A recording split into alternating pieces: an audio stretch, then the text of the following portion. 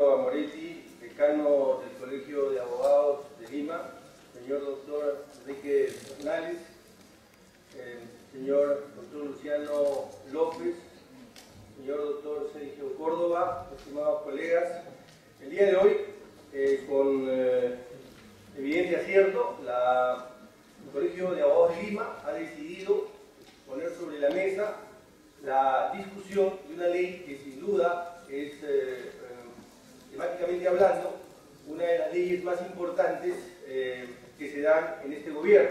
Me estoy refiriendo evidentemente a la ley universitaria. Creo que nadie puede cuestionar la necesidad, la importancia y la urgencia que había de dar una ley universitaria. Pero como lo acaba de señalar el doctor López, así como era importante que se dé una ley universitaria, también es importante que esta ley surja, nazca del consenso.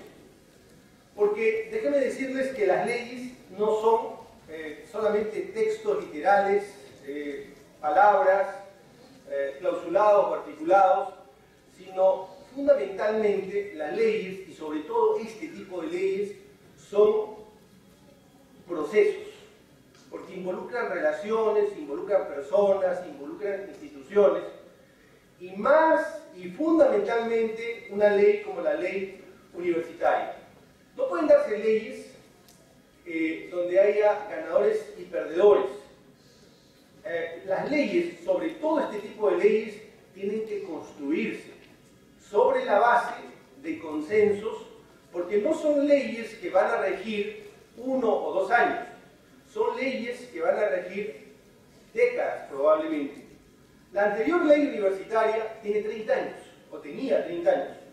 Una ley que se dio cuando no existía Internet.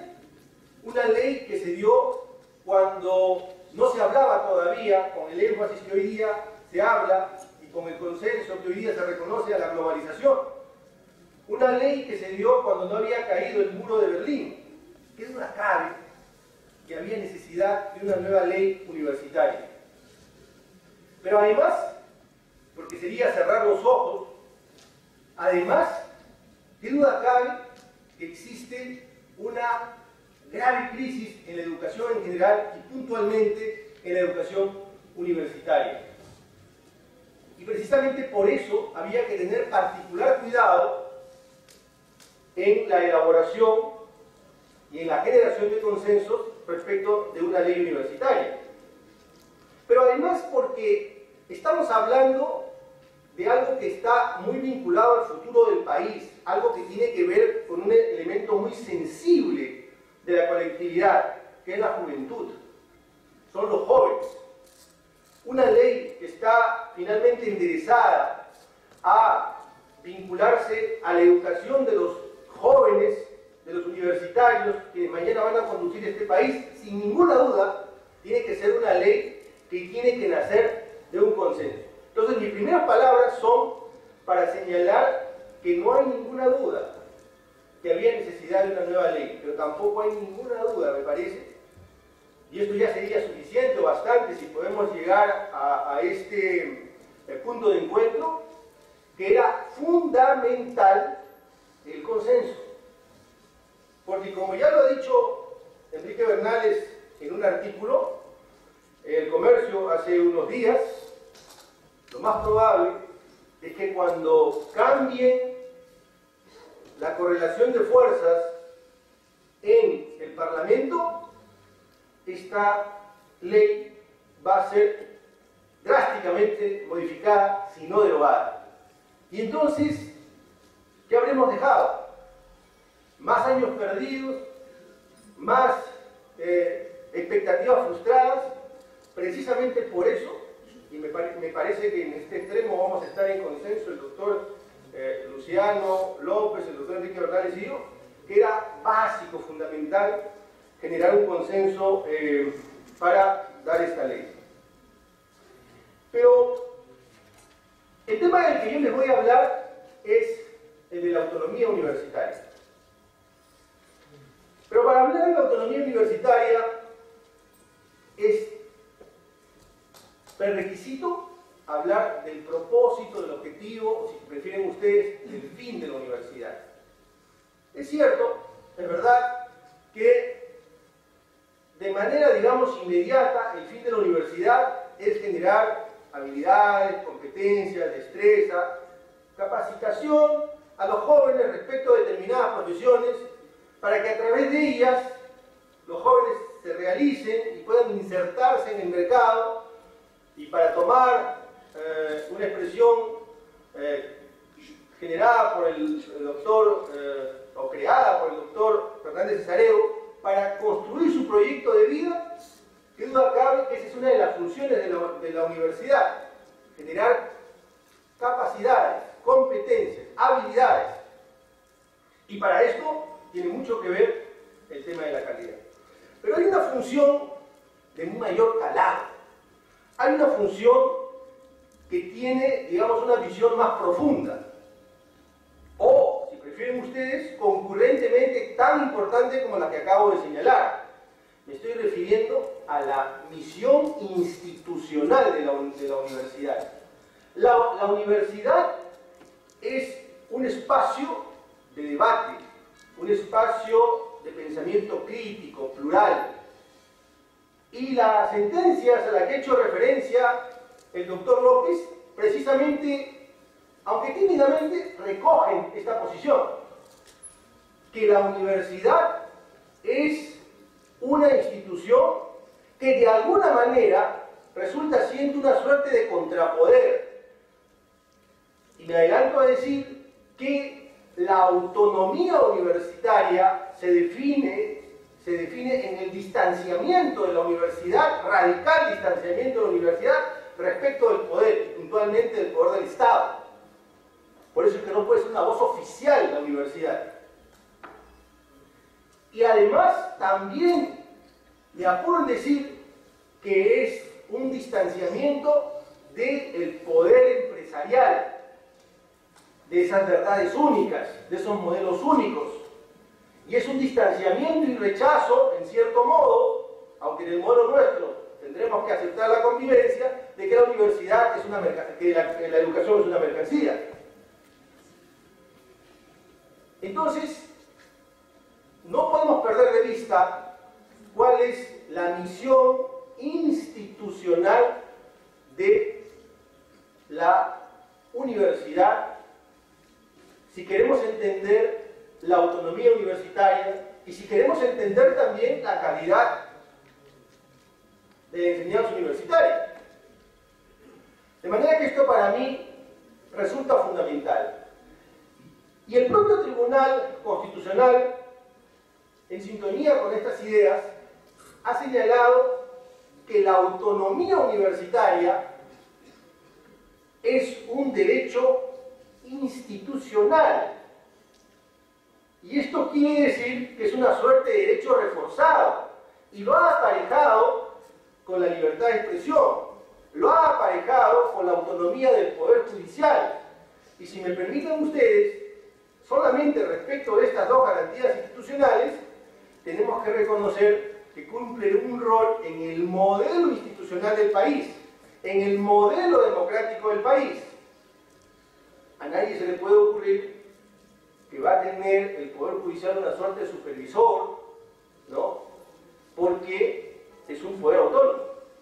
Creo que a nadie se le ocurre pensar que la libertad de expresión va a tener una suerte de tutor que va a controlar los contenidos o los alcances de la libertad de expresión. No me es ajeno, desde luego, que la sentencia a las que se ha hecho referencia hablan de una superintendencia. El problema está, como ya lo señaló acertadamente el doctor López, el problema está cómo lo diseñamos y dónde ponemos el límite. Y a mí me parece, y me adelanto en señalar, que esta ley es, tal como está redactada, peligroso para la autonomía universitaria y, puntualmente, lo voy a explicar más adelante, inconstitucional respecto a algunas competencias que se le ha señalado. Cuando se habla de autonomía universitaria, se habla de esa capacidad que tienen las universidades para autonormarse, para autorregularse, es decir, para generar sus propias normas. Cuando se habla de autonomía universitaria, se habla de esa capacidad, de esa libertad para poder administrarse o gerenciar o conducir las instituciones universitarias. Cuando se habla de autonomía universitaria, se habla de la libertad económica de estas instituciones. ¿Y por qué es tan importante, por qué son tan importantes todas estas libertades? Son importantes porque tienen que ver, están en relación, por un lado, con la función inmediata que cumple, que es la de generar estas capacidades, estas habilidades y facilitar los proyectos de vida a los jóvenes, pero también para cumplir con estas funciones institucionales que debe tener la universidad. Claro, algunos podrían decir, no, pero Gutiérrez está loco. Lo que pasa es que eso no pasa en la universidad. La universidad no es así. Estaba teorizando demasiado. El hecho de que el Congreso, que creo que aquí a todos, a la mayoría, no les gusta, a mí no me gusta cómo está el Congreso, yo no voy a decir que vamos a cerrar el Congreso. El Congreso es una institución fundamental, que en su hora habrá que reformarlo, que en su hora habrá que fortalecerlo, pero no por eso vamos a renegar del Congreso como institución, no digo de estos congresistas. En ese mismo concepto, ¿qué duda cabe que la universidad no está como queremos? ¿Qué duda cabe que institucionalmente, que en términos de calidad educativa, la universidad no tiene los estándares básicos? Pero eso no me lleva a mí a pensar que vamos a pasar de una suerte de liberalismo extremo, de casi un libertinaje en materia de educación, vamos a pasar a un sistema burocrático, vertical, de modelo único. Ese salto a la garrocha, por lo menos desde mi punto de vista, o por lo menos yo no estoy dispuesto a aceptar. Ese es un extremo que se insinúa con claridad en esta norma. Entonces, por esas cosas, por estas acotaciones que acabo de señalar, la autonomía universitaria está estrechamente ligada con la misión que cumple la universidad, y por esa misma razón el Tribunal Constitucional ha señalado ese carácter de garantía institucional, le ha dado esa importancia a la autonomía universitaria, pero también ha señalado una suerte de regla. En esta sentencia a la que se hacía referencia, la del 2004, ha señalado la no intervención de la universidad. Lo ha hecho literalmente, expresamente. Y lo voy a leer. Dice, el Tribunal Constitucional dice, ha precisado que la autonomía universitaria consiste en el conjunto de potestades que dentro de nuestro ordenamiento jurídico se ha otorgado a la universidad con el fin de evitar cualquier tipo de intervención de entes extraños en su seno. Con ello se pretende proteger la autodeterminación, el desarrollo de sus actividades, funciones derivadas de los fines, etcétera, etcétera, etcétera.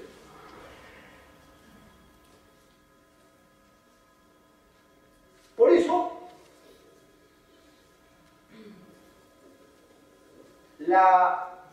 no me cabe ninguna duda que el tribunal ha habilitado la creación de una superintendencia, pero a mí lo que me preocupa son las competencias de esta superintendencia. Es más, créanme que a estas alturas no me preocupa tanto incluso la intervención política. No digo que no me preocupe, digo que no me preocupa tanto la intervención política, porque, vamos, a estas alturas ya hay otros espacios de debate público, ya hay otros espacios de pluralidad, y hay otros espacios alternativos. Y no como hace 30 años, donde la universidad, digamos, era el último reducto del pensamiento libre. A mí lo que más me preocupa es la amenaza burocrática, la incapacidad, la ineficiencia del Estado. No estamos en Europa, estamos en el Perú. A mí lo que más me preocupa es eso. Hay una regla que me parece sana en gestión pública. No le demos más competencias al Estado si no las puede, si no está cumpliendo aquellas que ahora está haciendo, si no está cumpliendo bien, no le demos más competencias al Estado que aquellas que eficientemente puede cumplir. A mí lo que más me preocupa es la burocratización, la ineficiencia del Estado. El Estado ha sido ineficiente en garantizar la calidad educativa en los centros iniciales, en los centros escolares, y no me cabe duda que le va a costar mucho trabajo ser eficiente en garantizar la calidad en los centros superiores, en las universidades. Esta amenaza me parece particularmente peligrosa.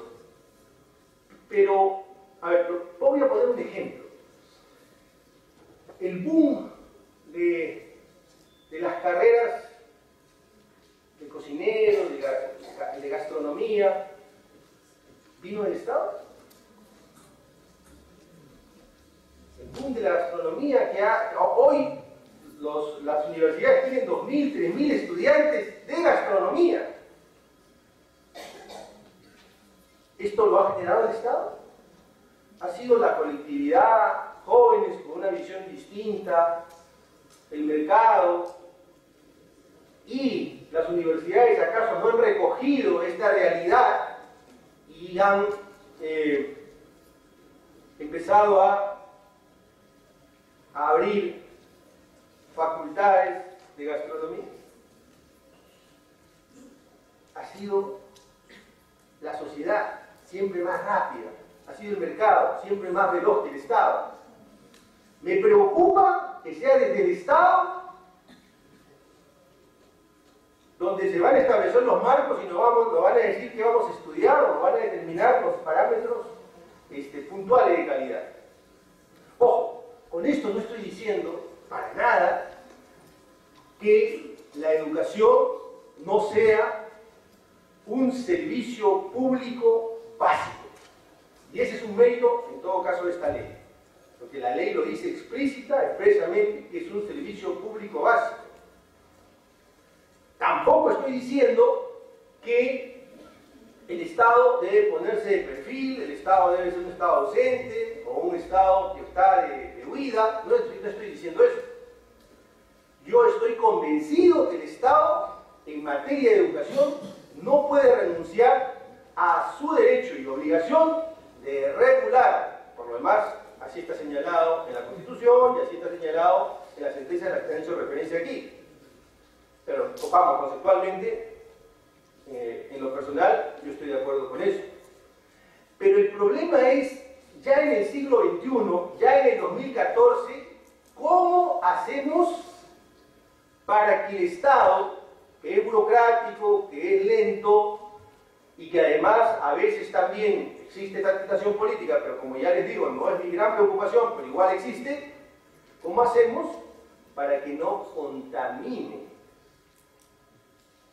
finalmente el futuro de los jóvenes y el rol institucional de la universidad? Yo no encuentro nada, por ejemplo, y permítanme una pequeña digresión, yo no encuentro nada fuerte, con músculo importante, en materia de investigación en esta ley. Y hace unos días me venía a la mente el famoso caso Gatorade. En la Florida, en la Universidad de la Florida, en la década del 60, profesores universitarios fueron recurridos por el entrenador de, no recuerdo si de básquet o de algún otro deporte, fueron recurridos para preguntarles por qué que perdían se deshidrataban tanto los estudiantes que hacían deporte. Y fue en esa universidad que se creó, que se inventó el Gatorade, que ustedes conocen. Esta bebida rehidratante. Bueno, esa universidad recibe todos los años decenas de millones de dólares por las patentes de uso. ¿Alguna experiencia parecida en la del Perú? Ninguna. Cero. Eso es lo que a mí me preocupa, en realidad, de este modelo, de esta ley. Porque si bien es verdad, la ley literalmente reconoce la autonomía universitaria, en los artículos 8, 9 y 10 se habla de la autonomía universitaria con más o menos la misma literalidad que recoge el Tribunal Constitucional. Ya a partir del artículo 12 y 13 de la propia ley empiezan a surgir amenazas, peligros, y ya más en el artículo 14, que desde mi punto de vista sí es frontalmente inconstitucional, porque literalmente adscribe a esta superintendencia al Ministerio de Educación y le señala que ejecuta las políticas y planes que se elaboran en ese ministerio. Es decir, tal vez, como ya se señaló aquí, una buena idea para despejar esta duda y para que se pueda proscribir la posibilidad de que esta sí se materialice ya como una norma inconstitucional. Una buena idea sea que se dé una ley de la calidad educativa y que ahí se regule un poco los alcances de esta superintendencia. Pero definitivamente habría que recortar muchas de las, o varias de las competencias de la superintendencia. Yo quiero concluir diciéndoles que, desgraciadamente, una manera de matar una libertad es estatizarla. Yo advierto que tal como está diseñada la ley, se ha estatizado la libertad universitaria, se ha recortado la libertad universitaria. Un tema que no quiero dejar de mencionar ya al final de mis palabras, y es que no puede haber un vacío entre las universidades y la superintendencia. Debe haber un puente. Y no me refiero a esta Asamblea Nacional de Rectores o a la anterior. Yo me refiero a que es fundamental que exista una institución articuladora de las universidades, porque el Estado no puede tener una relación directa, porque ahí sí aún el peligro es, desde mi punto de vista, mayor. En suma, en resumen, creo que la ley tiene cosas positivas. El hecho de que estemos discutiendo este tema siendo importante ya representa un mérito. El hecho de que se haya recuperado el rol regulador del Estado, pero sin exagerar y sin amenazar las libertades. El hecho de que se haya declarado la educación como un servicio público básico, de hecho, son méritos, pero el diseño, la forma como se ha hecho, representa amenazas, claras amenazas para la constitucionalidad, para las libertades que están alojadas y recogidas en la Constitución respecto de la universidad. Lo más grave, y esto aún estamos a tiempo de corregir, lo más grave es que no es una ley de consenso, no es una ley. Este tipo de leyes necesariamente tienen que ser leyes consensuadas. Esto es fundamental si queremos darle la posibilidad de que esta ley rija para los próximos 20 años y que además compromete el destino, el futuro, el proyecto de vida de nuestros hijos. Muchas gracias.